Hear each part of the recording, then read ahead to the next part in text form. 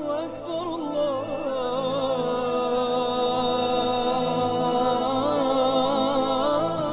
الحمد للہ رب العالمین والصلاة والسلام علی سید المرسلین وعلی آلہ وصحبہ اجمعین۔ مولانا مودودی رحمہ اللہ کی مشہور کتاب قرآن کی 4 بنیادی اصطلاحیں یہ زیر مطالعہ ہے، اور ہم نے اپنے پچھلے پروگرام میں بتایا تھا کہ دوسری اصطلاح رب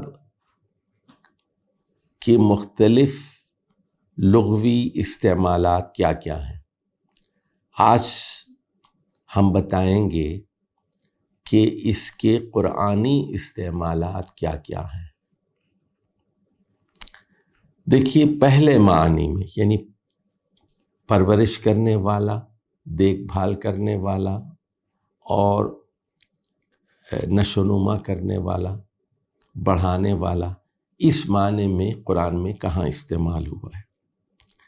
دیکھیے، سورہ یوسف میں ہے، حضرت یوسف علیہ السلام نے فرمایا قال معاذ اللہ، حضرت یوسف نے کہا اللہ کی پناہ، اللہ کی پناہ، انہ ربی، وہ میرا رب ہے، وہ میرا رب ہے، احسن مثوایا، اس نے مجھے اچھی طرح رکھا، اچھا ٹھکانہ فراہم کیا، تو وہ میرا رب ہے۔ تو یہاں پہلے معنی میں یہ لفظ استعمال ہوا ہے، پرورش کرنے والا، دیکھ بھال کرنے والا اور نشو و نما دینے والا۔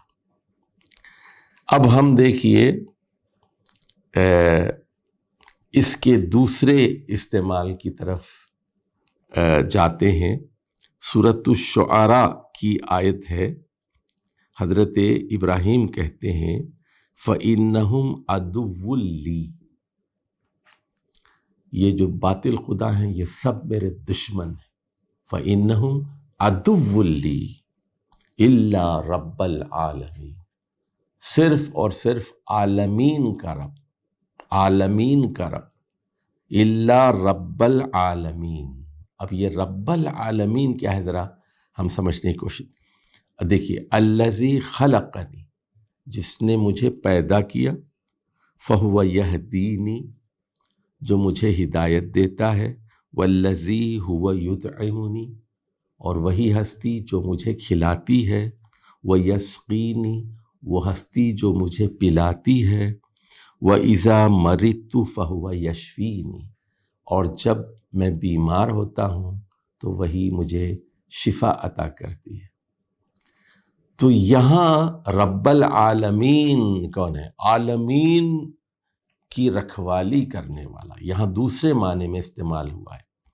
یہاں گروتھ، ڈیولپمنٹ، نشو و نما کے بارے میں استعمال نہیں ہوا ہے، بلکہ جس نے مجھے پیدا کرنے کے بعد ہدایت دی، کھلاتا ہے، پلاتا ہے اور بیماری میں شفا عطا کرتا ہے، یہ رب العالمین ہے یہاں پر۔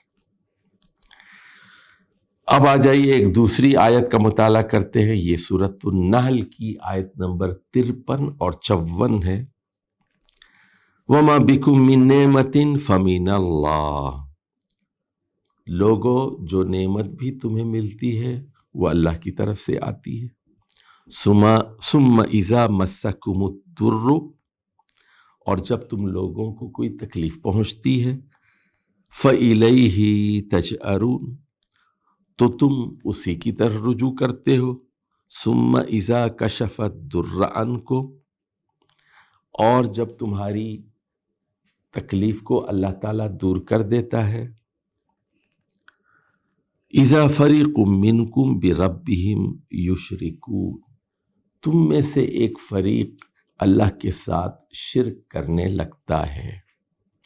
بِرَبِّهِمْ يُشْرِكُونَ، بِرَبِّهِمْ يُشْرِكُونَ۔ اب دیکھیے، رب ہے نا، رب کا کیا مطلب ہے یہاں کہ تکلیف نہیں ہوتی اور نعمت کا زمانہ ہوتا ہے تو آپ بڑے خوش و خرم رہتے، لیکن جیسے ہی تمہیں تکلیف پہنچتی ہے تم اللہ سے رجوع کرتے ہو، تو یہ رب ہے نا تمہارا۔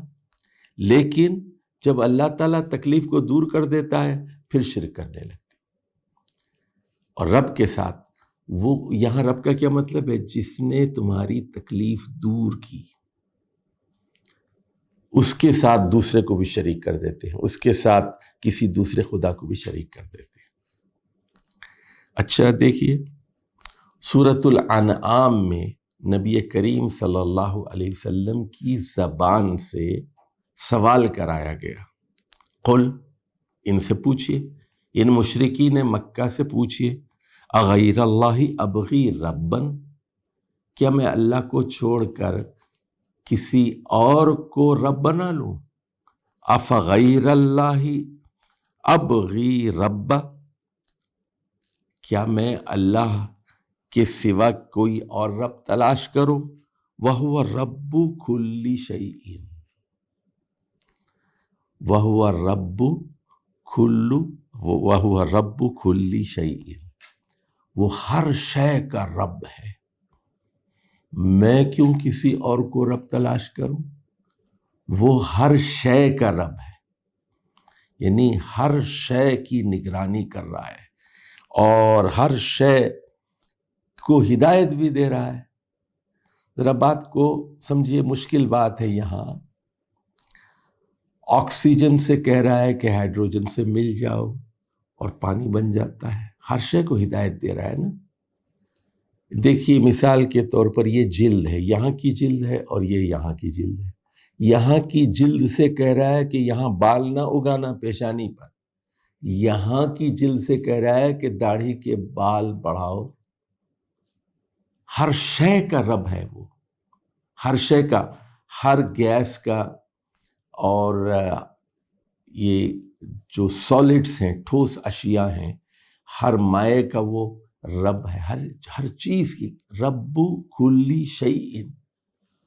تو میری دیکھ بھال بھی وہی کر رہا ہے جو درختوں کی دیکھ بھال کر رہا ہے، اور چوہوں کی، بلیوں کی، جانوروں کی، پرندوں کی، سمندروں کی، مچھلیوں کی، چاند کی، سورج کی۔ وہ رب العالمین بھی ہے، وہ رب کل شیء بھی ہے، تو میں کسی اور کو رب کیوں تلاش کروں؟ اب ادھر دیکھیے، مشکل آیت آ رہی ہے سورۃ المزمل کی، 9 نمبر آیت ہے، اور یہاں دیکھیے کہ 3 لفظ بڑے اہم ہیں، ایک رب، ایک الہ اور ایک وکیل۔ رب المشرق والمغرب، یعنی مشرق و مغرب کی دیکھ بھال کر رہا ہے، یعنی کائنات کے یہ مشرق ہے، یہ مغرب ہے، اور ہزاروں مشرق اور ہزاروں مغرب۔ مطلب کیا ہے؟ یہ بھی، یہ پوائنٹ اگر ہے تو یہ پوائنٹ، یا جہاں یہ پوائنٹ یہ ہے، یہ اس کا یہ مغرب ہے، اور اس پوائنٹ کا یہ مشرق۔ یہ پوائنٹ لے لیجئے آپ، تو یہ اس کا مشرق ہے اور اس کا یہ مغرب ہے۔ یہ پوائنٹ لے لیجئے آپ، تو یہ اس کا مغرب ہے اور اس پوائنٹ کا یہ مشرق ہے۔ تو دنیا کا ہر پوائنٹ لے لیجئے آپ، اس کا ایک مشرق اور مغرب ہوتا ہے۔ تو وہ رب المشرق والمغرب ہے، رب المشارق والمغارب ہے۔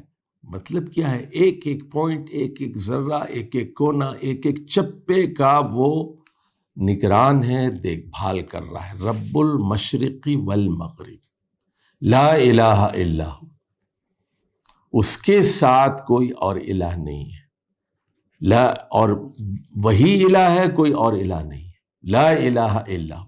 دیکھیے پہلے یہ ثابت کیا گیا کہ وہ رب المشرق والمغرب ہے، پھر یہ ثابت کیا گیا کہ اس کے علاوہ کوئی الہ نہیں ہے، کوئی طاقتور نہیں ہے، کوئی پناہ نہیں دے سکتا، کوئی بالادست نہیں ہے۔ اس کے بعد مطالبہ کیا گیا فَاتَّخِذْهُ وَكِيلًا، لوگو، اے انسانوں، اسی ایک کو اپنا وکیل بنا لو، اپنا محافظ بنا لو۔ وکیل کسے کہتے ہیں؟ جو آپ کے مفادات کا تحفظ کرتا ہے۔ عدالت میں وکیل ہوتا ہے نا، آپ اپنا سارا کیس اس کے حوالے کر دیتے ہیں اور کہتے ہیں کہ آپ کو مقدمہ جیتنا ہے، میں مظلوم ہوں، مجھے انصاف دلوائیے۔ وکیل کے حوالے آپ سارے معاملات کر دیتے ہیں نا۔ تو اللہ وکیل ہے، کیا مطلب ہے؟ اسی پر بھروسہ کیا جاتا ہے، اسی پر اعتماد کیا جاتا ہے، اسی پر توکل کیا جاتا ہے۔ توکل کا لفظ بھی وکیل ہی سے نکلا ہے نا، وہی محافظ ہے آپ کی مفادات کا۔ تو اب دیکھیے استدلال کیا ہے، ذرا سمجھ لیجئے، 3 لفظ ہے یہاں پر کہ چونکہ وہ رب المشرق والمغرب ہے، چونکہ وہ الہ ہے، اسی لیے اسی کو وکیل بنا لو، اسی پر توکل کرو، اسی پر بھروسہ کرو، اسی پر انحصار کرو، کیونکہ اس کے پاس قوت اور طاقت ہے۔ الہ کی وضاحت ہم نے پہلے کر دی ہے۔ اب یہاں رب کا استعمال ہو رہا ہے کہ وہ پوری کائنات کی دیکھ بھال کر رہا ہے، نگرانی کر رہا ہے اور سرپرستی کر رہا ہے، نظر رکھے ہوئے ہر ایک پر، اور ہر ایک کی ضرورت پوری کر رہا ہے۔ اب آ جائیے، دیکھیے ہم نے 2 مفاہیم پر گفتگو کی۔ پہلا مطلب کیا تھا؟ نشو نما دینے والا اور بڑھوتری دینے والا، اضافہ کرنے والا۔ دوسرا مطلب کیا تھا؟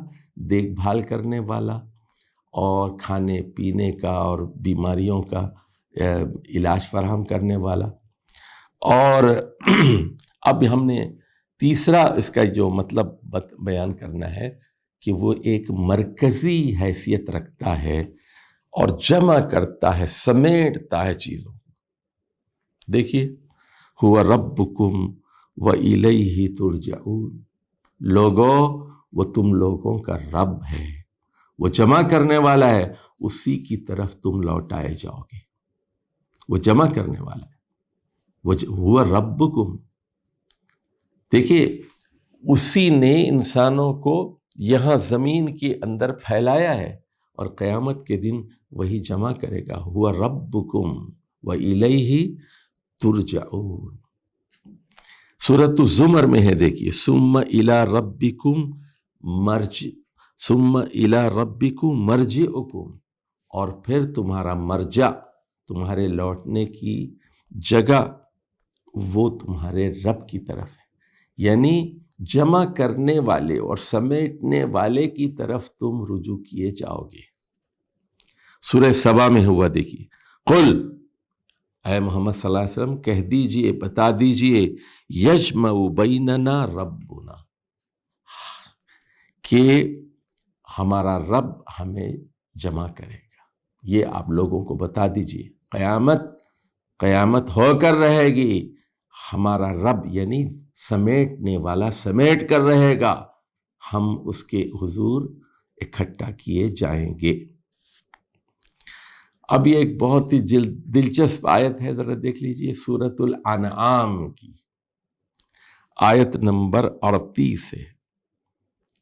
فرمایا گیا، وَمَا مِن دَابَّةٍ فِي الْأَرْضِ، زمین میں کوئی جاندار ایسا نہیں ہے، وَلَا طَائِرٍ يَطِيرُ بِجَنَاحَيْهِ، اور آسمان میں کوئی پرندہ ایسا نہیں ہے جو اپنے پروں سے اڑتا ہے، إِلَّا أُمَمٌ أَمْثَالُكُمْ، الا یہ کہ وہ بھی تمہاری طرح، اے انسانوں، تمہاری طرح ایک امت نہ ہو۔ کیا آیت ہے، دیکھیے آپ، یعنی انسانوں کو آپ دیکھتے ہیں نا، کوئی گورے ہیں، کوئی کالے ہیں بالکل، کوئی سانولے ہیں، کوئی چپٹے ہیں، کوئی پیلے رنگ کے ہیں، کتنے قسم کے انسان ہیں۔ چہرہ دیکھ کے بتا دیتے ہیں آپ کہ یہ چائنیز ہوگا، یہ کورین ہوگا، یہ افریقن ہوگا، یہ امریکن ہوگا، یہ اسپینش ہوگا، چہرہ دیکھ کے بتا دیتے ہیں کہ یہ انڈین پاکستانی ہوگا، چہرہ دیکھ کے بتا دیتے ہیں۔ کتنی دنیا میں کتنے عرب انسان ہیں، اور کتنے مر چکے، اور کتنے اللہ ہی جانتا ہے کہ پیدا ہوں۔ اب اللہ یہ کہہ رہا ہے کہ زمین پر جتنے جاندار ہیں ان کی بھی اسی طرح کی ایک امت۔ چیونٹیوں کو دیکھ لیں آپ، سفید چیونٹی ہوتی ہے، دیمک، وائٹ اینٹ جسے کہتے ہیں، لال چیونٹیاں ہوتی ہیں، کالی ہوتی ہیں، براؤن ہوتی ہیں، چیونٹیوں کی ہزاروں قسمیں، چھوٹی ہوتی ہیں، بڑی ہوتی ہیں۔ اچھا، کوے ہیں، بظاہر سب آپ کو کالے نظر آتے ہیں، لیکن ان کی بھی ایک امت ہے۔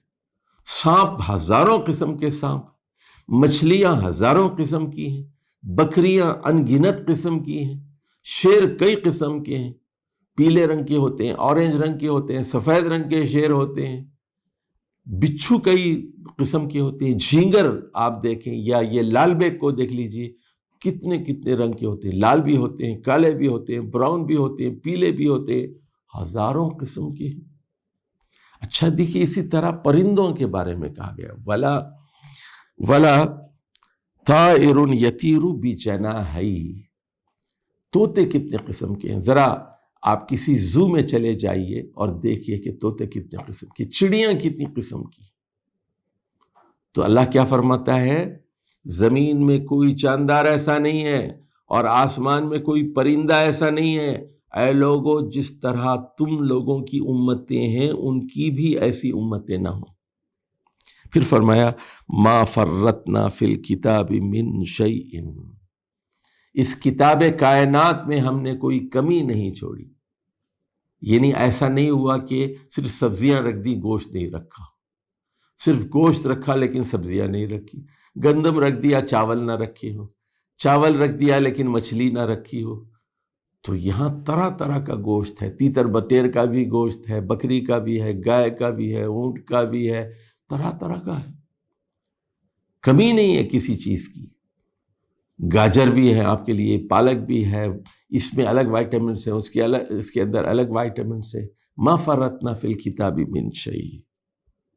اس کے بعد فرمایا ثم الی ربہم یحشرون، یعنی یہ سب انتظام ہم نے تمہارے لیے کیا ہے، لیکن الی ربہم یحشرون، یہاں رب کا معنی دیکھیے، یہاں ان لوگوں کے رب کی طرف تم لوگ الی ربہم یحشرون، وہ اپنے رب کی طرف جمع کیے جائیں گے، سمیٹنے والے کی طرف جمع کیے جائیں گے، سمیٹنے والے کی طرف جمع کیے جائیں گے۔ الی ربہم یحشرون۔ اب سورہ یاسین کو ذرا دیکھیے، یہاں رب کا کیا مطلب ہے، جمع کرنے والا۔ وَنُفِخَ فِي الصُّورِ، اور سور پھونک دیا جائے گا۔ فَإِذَا هُم مِّنَ الْأَجْدَاثِ إِلَىٰ رَبِّهِمْ يَنْسِلُونَ، اور جیسے ہی سور پھونکا جائے گا، فَإِذَا هُم مِّنَ الْأَجْدَاثِ، تو وہ اپنے ٹھکانوں سے جمع کرنے والے کی طرف چل پڑیں گے، نکل پڑیں گے۔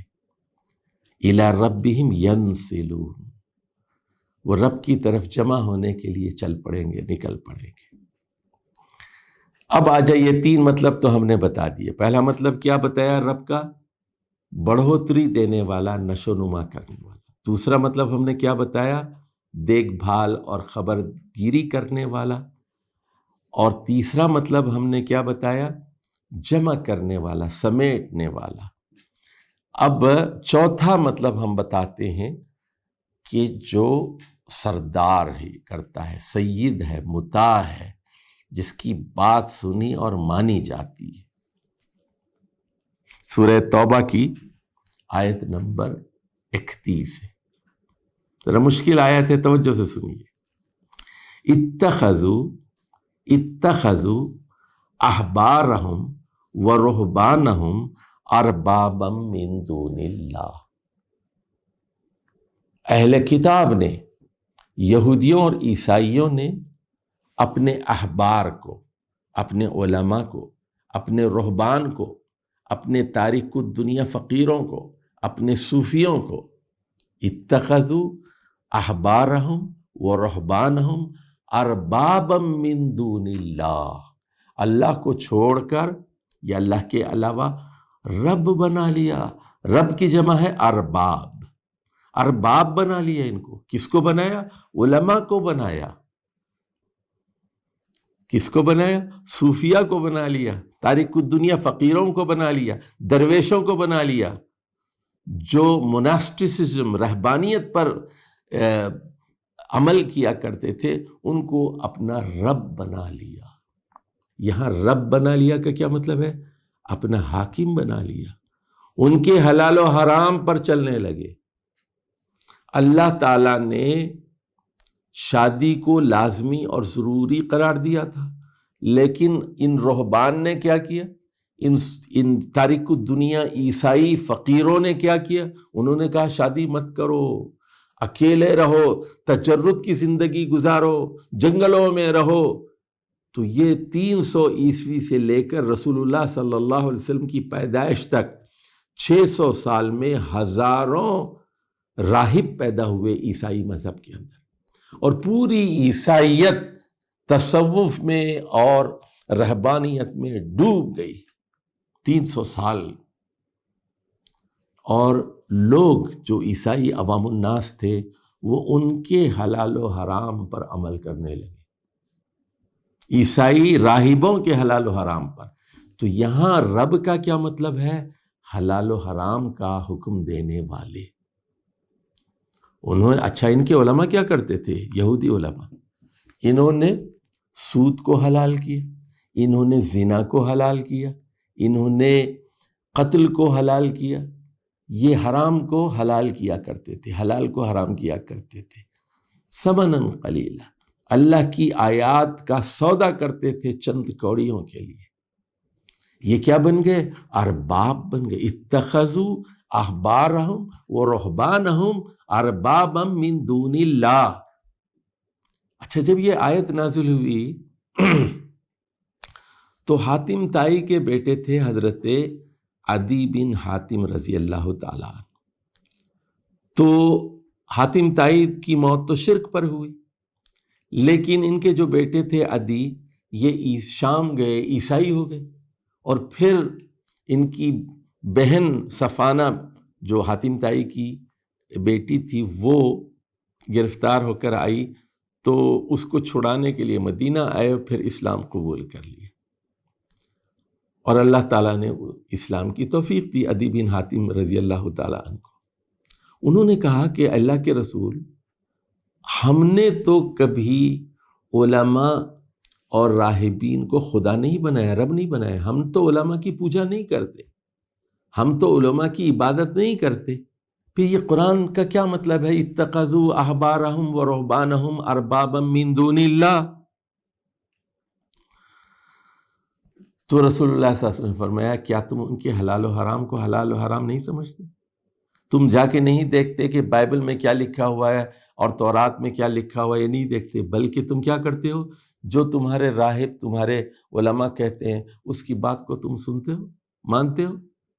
تو یہاں ارباب جو رب کی جمع ہے، اس کا مطلب ہے حلال و حرام کرنے والے، یہاں حکم دینے والے. شارع، لا گیور کا معنی ہے. رب کا مطلب یہاں لا گیور، ایسے حاکم جو قانون دیتے ہیں. یہاں رب کا مطلب عبادت کرنا، پوجا پاٹ کرنا نہیں ہے یہاں. چلیے اب دیکھیے سورہ آل عمران کی آیت نمبر 64. وہ مشہور آیت ہے جس میں بتایا گیا کہ اہل کتاب کے ساتھ کس طرح مکالمہ ہو، ڈائلاگ ہو. یا اہل الکتاب تعالوا، آ جائیں، آؤ بیٹھ کے بات کرتے ہیں، ٹیبل پہ بیٹھ کے بات کرتے ہیں. تعالوا الی کلمۃ سواء بیننا وبینکم، چلو آؤ اتفاق کر لیں ان باتوں پر جو آپ کے اور ہمارے درمیان مشترک ہے. آؤ بیٹھ کے بات کرتے ہیں. اب اس میں یہ ہے وَلَا يَتَّخِذَ بَعْضُنَا بَعْضًا أَرْبَابًا مِّن دُونِ اللَّهِ. اس پر فیصلہ کر لو، یہ ہے ہمارا ایجنڈا، اس پہ بات کرو کہ ہم ایک دوسرے کو اپنا، اللہ کو چھوڑ کر کسی کو رب نہیں بنائیں گے. آپ ہمیں رب نہ بنائیے، ہم آپ کو رب نہ بنائیں. وَلَا يَتَّخِذَ بَعْضُنَا بَعْضًا أَرْبَابًا مِّن دُونِ اللَّهِ. یعنی رب صرف ایک ہے، حکم دینے والا ایک ہے. رب کے حکم پہ آپ بھی چلیں، ہم بھی چلتے ہیں. آپ کے حکم پر ہم نہیں چلیں گے، ہمارے حکم پر آپ نہیں چلیں گے. ہم ایک دوسرے کو رب نہیں بنائیں گے اللہ کو چھوڑ کر.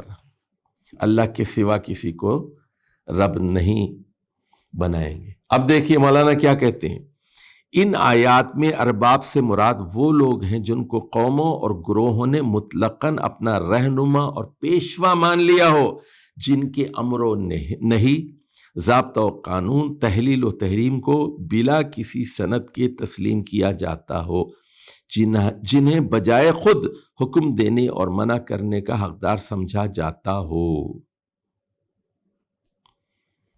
دیکھ رہے ہیں آپ، یہاں رب کا مطلب کیا ہے؟ They are not law givers, وہ شارع نہیں ہے، وہ رب نہیں ہے، اس بات پر اتفاق کر لیں.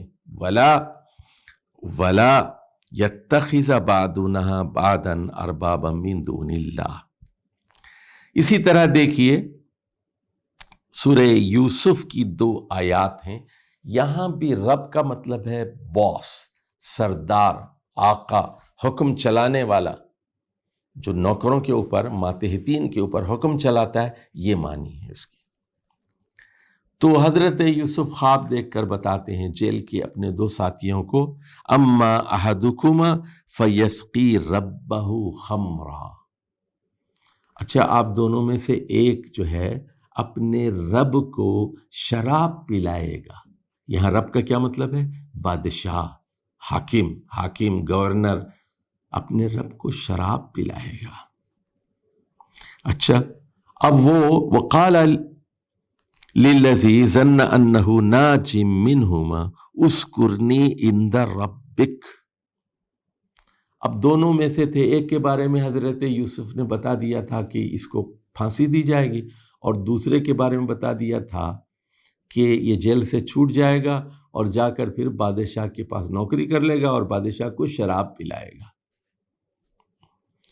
تو وہ دوسرے آدمی سے جو بچ جانے والا تھا اور جیل سے چھوٹنے والا تھا، اس سے حضرت یوسف نے کہا اذکرنی عند ربک، اذکرنی عند ربک، اپنے رب سے میرا تذکرہ کرنا کہ میرے پاس خوابوں کا علم ہے، اور میں ابراہیم علیہ السلام کے خاندان سے ہوں، اسحاق میرے دادا ہیں، یعقوب میرے والد ہیں، میں توحید کا علمبردار ہوں، میرا ذکر کرنا. تو یہاں ربک کا کیا مطلب ہے؟ بادشاہ، حکم دینے والا، جس کے پاس اختیارات ہوں. اسی طرح دیکھیے سورہ یوسف کی آیت نمبر 50 میں ہے فَلَمَّا جَاءَهُ الرَّسُولُ قَالَ ارجع إِلَى رَبِّكَ. فَإِذَا جَاءَهُ الرَّسُولُ، جب بادشاہ کا پیغام رساں وہ آیا تو اس نے کہا ارجع إِلَى رَبِّكَ، کہ اپنے رب کے پاس واپس جاؤ. فَاسْأَلْهُ مَا بَالُ النِّسْوَةِ الَّتِي قَطَعْنَ أَيْدِيَهُنَّ إِنَّ رَبِّي بِكَيْدِهِنَّ عَلِيمٌ. تو حضرت یوسف کہتے ہیں کہ میں جیل سے باہر اس وقت تک نہیں جاؤں گا جب تک کہ اپنے بادشاہ سے جا کے پوچھو کہ عورتوں کا کیا معاملہ تھا، مجھے جیل میں کیوں ڈالا گیا تھا، یہ ایک جھوٹا الزام مجھ پر کیوں عائد کیا گیا تھا. جب تک میں باعزت جیل سے بری نہیں ہوتا، میں جیل سے باہر جانا نہیں چاہتا. تو ان عورتوں کا معاملہ پوچھو جنہوں نے اپنے ہاتھ کاٹ لیے تھے. تو یہاں ارجع الی ربک کا کیا مطلب ہے؟ بادشاہ کے پاس واپس جاؤ. یہاں رب کا مطلب ہے بادشاہ، حکمران، طاقتور.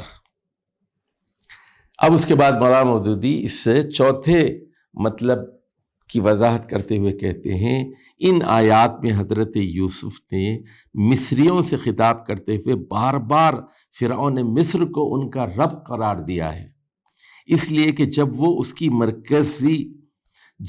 کی مرکزیت اور اس کا اقتدار اعلیٰ اور اس کو امر و نہی کا مالک تسلیم کرتے تھے تو وہی ان کا رب تھا. برعکس اس کے خود حضرت یوسف اپنا رب اللہ کو قرار دیتے ہیں. کیا فرماتے ہیں وہ؟ قال معاذ اللہ انہ ربی. دیکھ رہے ہیں آپ؟ تو ان کا رب کون تھا؟ وہ جو ہے فرعون تھا اس زمانے کا.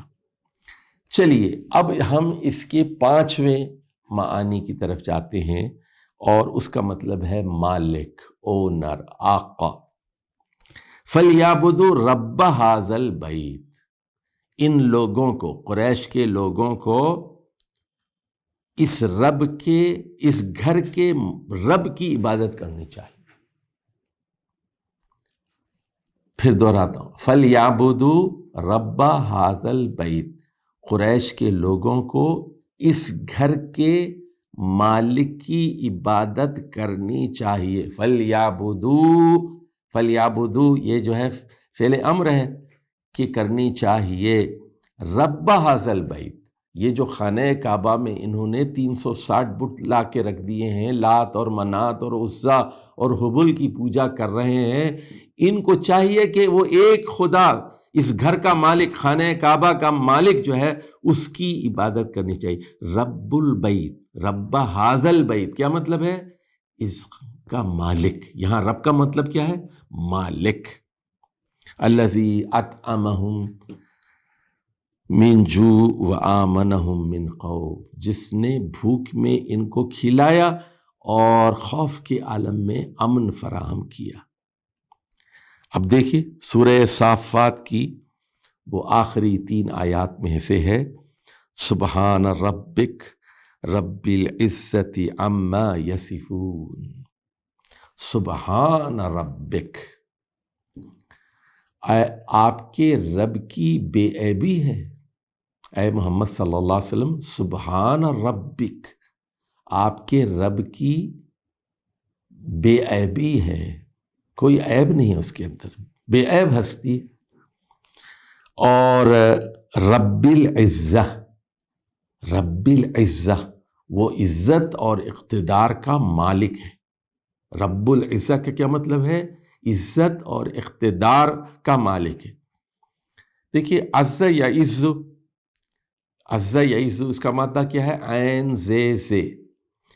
تو عزت اسی سے نکلا ہے اور عزیز بھی اسی سے ہے. عزیز کا مطلب یہی ہے کہ غالب ہو، جو طاقتور ہو، عزیز ہو، زبردست ہو، اس کو عزیز کہتے ہیں. تو رب العزہ کا ترجمہ کیا ہوگا؟ عزت کا مالک. وَلِلَّهِ الْعِزَّةُ جَمِيعًا، عزت ساری کی ساری اللہ تعالیٰ کو، وہ رب العزہ ہے. رب العزہ کا کیا مطلب ہے؟ دیکھیے ادھر دیکھیے، یہاں رب العزہ کا یہ مطلب نہیں ہے کہ وہ عزت کو پال رہا ہے، پوس رہا ہے، پال پوس رہا ہے، یہ مطلب نہیں ہے. رب العزت کا یہ بھی مطلب نہیں ہے کہ وہ عزت کی دیکھ بھال کر رہا ہے، نگرانی کر رہا ہے، یا عزت کو جمع کر رہا ہے، یہ مطلب بھی نہیں ہے اس کا. یہاں رب العزت کا مطلب کیا ہے؟ عزت کا مالک ہے، اقتدار کا مالک ہے، غلبے اور تسلط کا مالک ہے. رب العزہ عما یصفون، یہ جو اللہ کے ساتھ غلط صفات منسوب کی جا رہی ہیں کہ وہ سوتا ہے یا اونگتا ہے یا اس کی بیوی ہے یا اس کی اولاد ہے، ان تمام الزامات سے، یا اس کی بیٹیاں ہیں یا اس کے بیٹے ہیں، ان تمام جھوٹے الزامات سے اللہ کی ذات پاک ہے. سبحان ربک، اے محمد صلی اللہ علیہ وسلم، آپ کے رب کی ذات بے عیب ہے، بے نقص ہے. وہ کون ہے؟ وہ رب العزہ ہے، عزت و اقتدار کا مالک ہے، آپ کا مالک ہے، عزت و اقتدار کا مالک ہے.